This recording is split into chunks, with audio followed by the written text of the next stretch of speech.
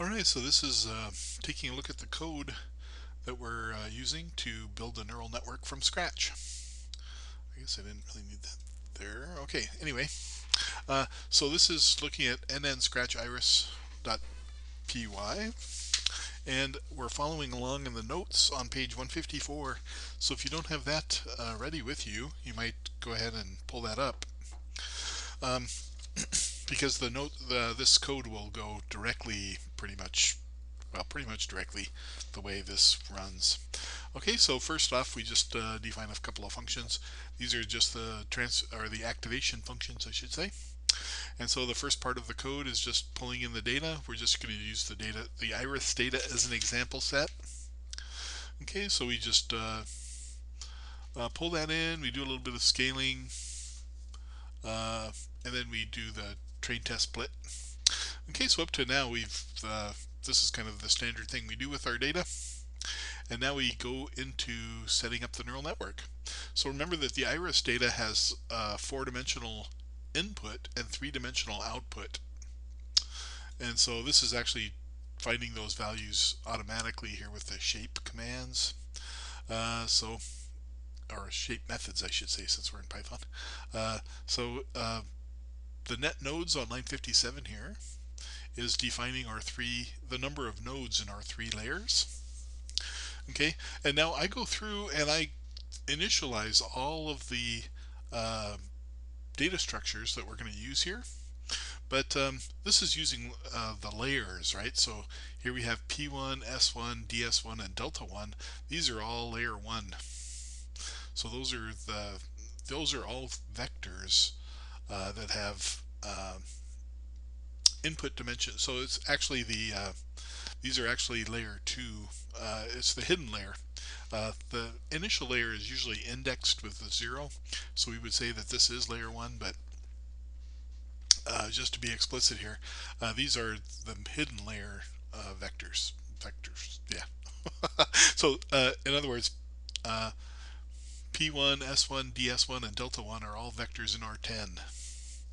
Okay, so similarly, we have all the training all the storage values here for the output layer, and so those are all vectors in our tdim, which for us is in R3. Okay, because there's 3 classes of flowers, and then we have our weights and biases, W1 B1 and W2 B2, and so the sizes of all these things are listed here. Good. And then finally we just put a little space in for the error function. And now we just go in. By the way, this is not good Python code. We wouldn't do this for.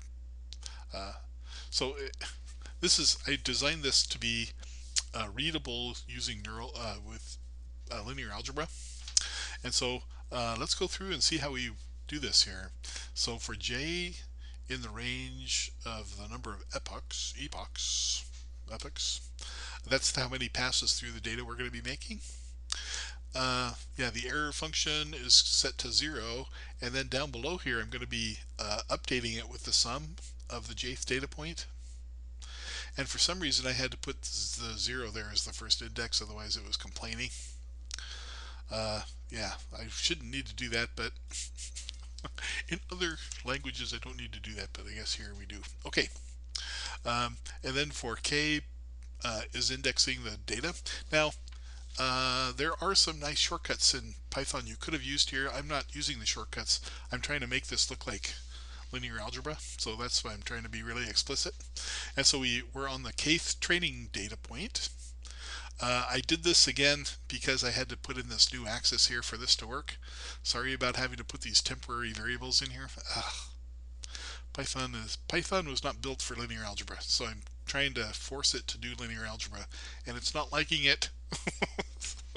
Okay, we will get there. And so here we go through our forward pass.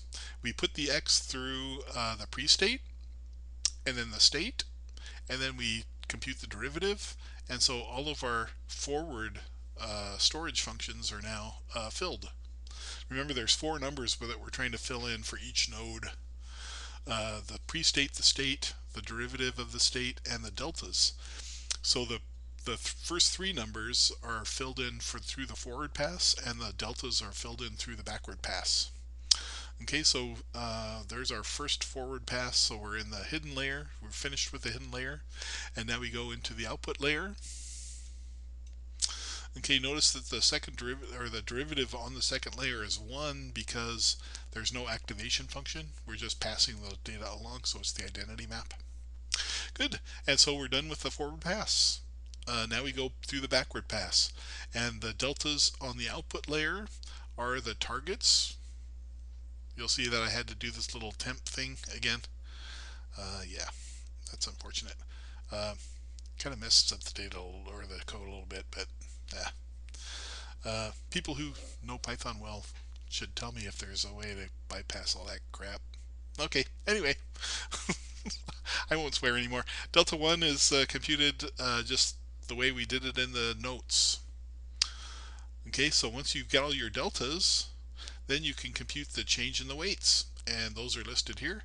And again, these are exactly the same things as you'll see compute the changes to the weights and biases here on page 154. And then finally we actually perform the updates for W's and B's, and that's it. That's the whole code. And then down here we're just putting things through the a confusion matrix just to check to see how things are looking. Okay, good. Let's try this out now. Let's see, and make sure I'm in the right folder. Maybe I'll pause for a second. Okay, sorry about that. Let's go ahead and run this code now. It takes a little bit of time because we're running through the data 800 times. Beautiful. So we see the error on the training set, and again, this was just for code verification. Make sure that the error on the training set was going down. So this is the This isn't really the error on the training set; it's the confusion matrix. Look at that! We have perfect classification on the test set. Beautiful. Okay, so that was a fantastic bit of code. I'm very proud of myself. So you should see if you can do better than I did. So like I said, I was trying to put out the linear algebra, but if you were to code a neural network, what would you do? This is not the way I coded a neural network back in the day, when we didn't have such things as MATLAB, or well, I guess MATLAB was around. Python wasn't around. We used C. Okay, I won't go back into. I won't start rambling. Okay, that's it. See you later.